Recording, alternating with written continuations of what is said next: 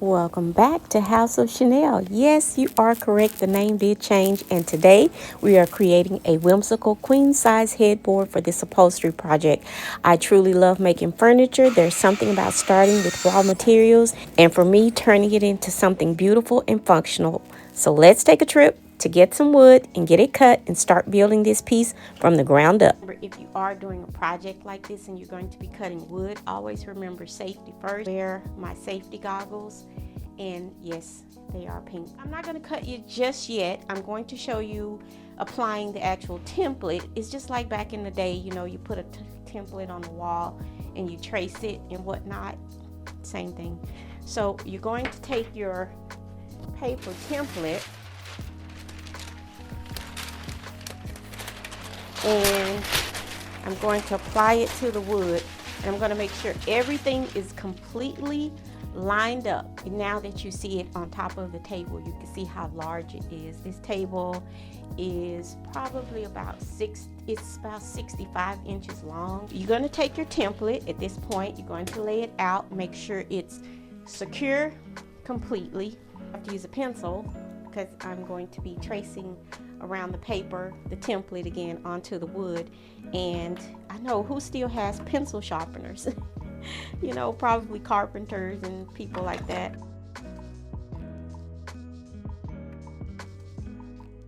I like this nifty pencil sharpener, and some of you probably haven't seen one of these in ages, especially you young people out there.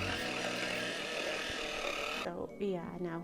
So look, you have your little shavings in here.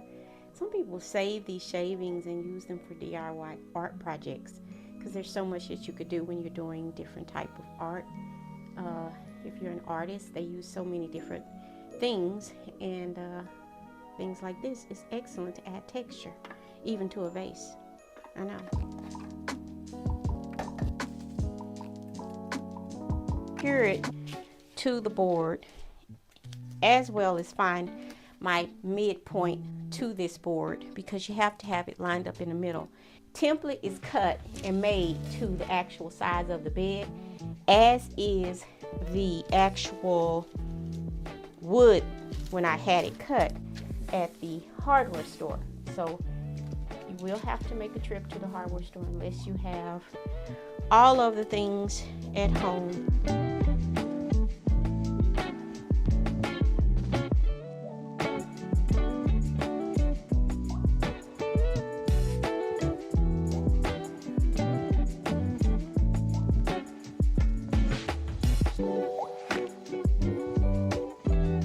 To say that this is a easy project or a fast project, because it is definitely not. This will take some patience. You can just make a simple straight headboard, but when you start adding in curves and things like that, you have to do a little bit of measuring.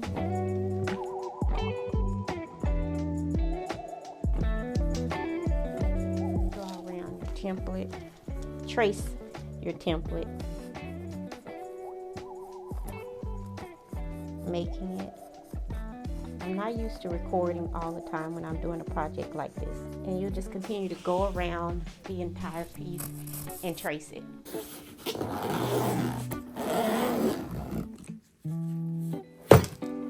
A trusty Ryobi jigsaw. Look at it, all cut out, and here is the shape. So far, and you could see the curves that I made in 2-inch foam here. For this project, on the last upholstery project that I showed you on that headboard, I used a 1-inch foam because they didn't want the headboard very thick. For this project, I'm using 2-inch foam, and then you can also use 3-inch foam.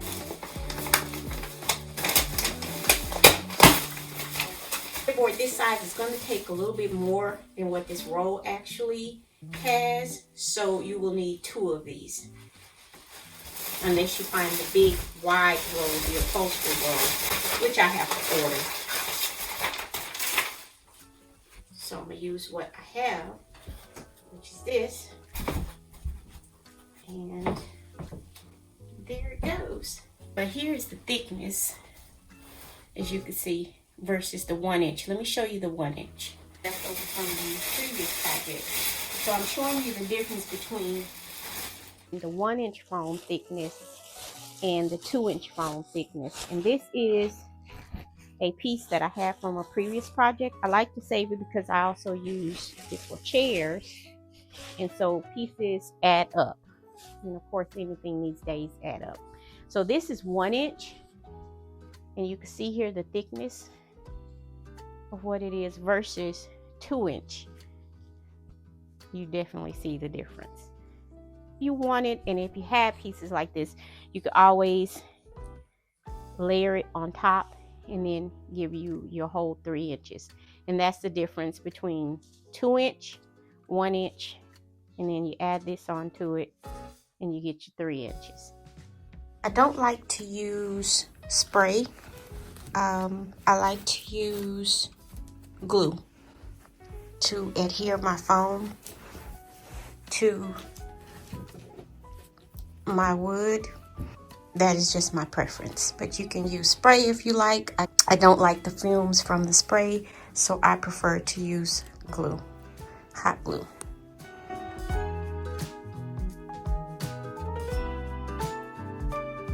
Make sure that it's properly lined up.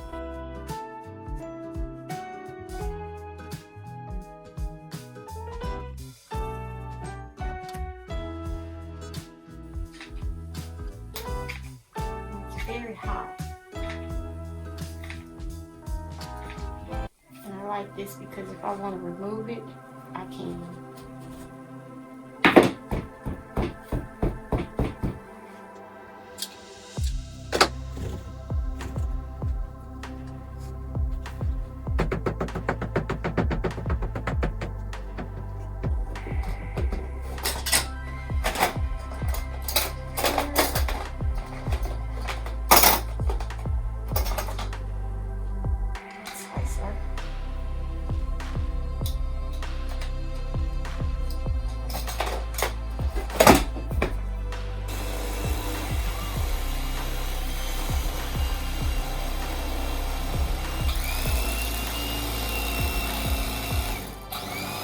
So there it is. What I used is 2 inch, plus I used the 1 inch, what I already had on hand, and I put them together. It's big. It's big, so I have to be careful. But it's big, it's curvy, and I'll give you a better overview of what it's looking like. Next, we're going to go ahead and choose the fabric. I have two in mind. As always, being the fabric lady that I am so torn with which fabric to use. I have so many choices to choose from, but I had two in mind that I wanted to use. Let me show you both of them. I like this fabric so much, this beautiful Chantilly blue songbird that's on this pillow cover here. Stripe, this beautiful stripe, and I'm going to use it on the vertical, not the horizontal. Beautifully, it pairs with the Chantilly blue. It can pair with so many because it is, of course, the neutral that we all love and enjoy, but it pairs so beautifully with this. When I was outsourcing fabric about a week ago, and I met these other two designers in the store, and I had the Chantilly blue fabric with me, and I had it draped across some of the fabric samples that I was thinking of and choosing, because I wanted to find something that was beautifully that would beautifully pair with the Chantilly blue songbird. They were just engulfed, might I say the least.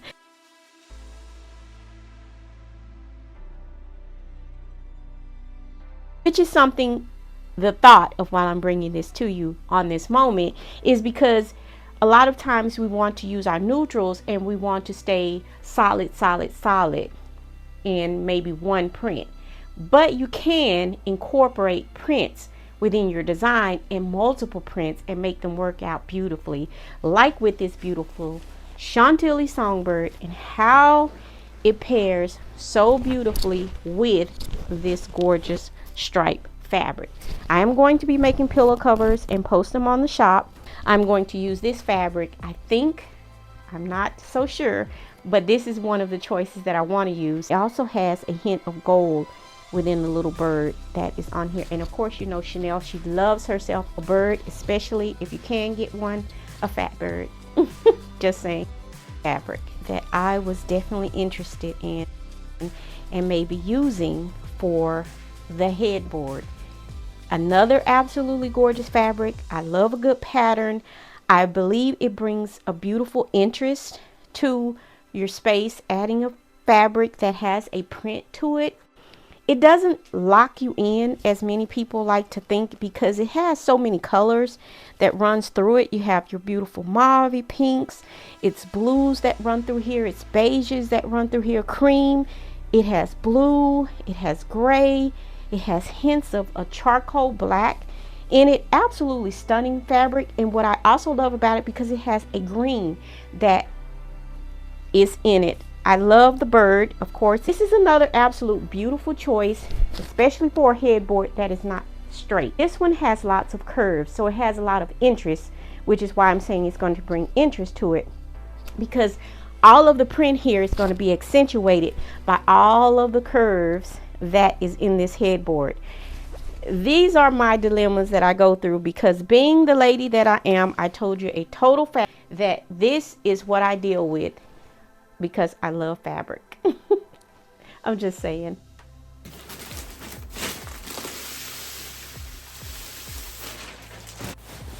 Next, I'm adding the batting and working it all the way around the piece, securing it with staples, just enough to hold everything in place without overloading it.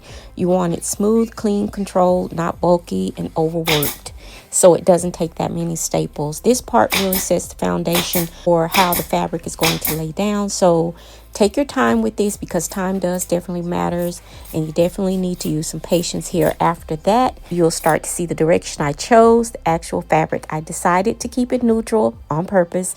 This piece, of course, may not be with me long, so I wanted something that will feel elevated, versatile, for sure, of my processes as they are happening. Also, check me out on my other social media platforms. They are all linked down below. Still working, and right now I just picked the trim and I'm lining it up with the stripes, but it won't line up all the way around, of course, because of the curves and whatnot. But this is what it's looking like so far. I need to go in with that. Here is the final look of the headboard. I will be adding legs a later date. Well, right now on the video anyway. And then I'll come back and show you how I styled it here in my space. So you really want to see it come to life. So come back for the next video where I will be doing that. And right now, I'm also looking over a few fabric options. That way, when the piece does go out, I can offer alternate looks that may work better for someone else's space. It's important to me that it's not just a one look, but something that can definitely translate depending on the home it's going into. So as always, stay inspired, motivated, and moving, creating something beautiful. If not for yourself, then definitely for someone else. Thank you for joining me here at House of Shenell. Yes, the name did change, and I'll see you all for the next one. Bye for now.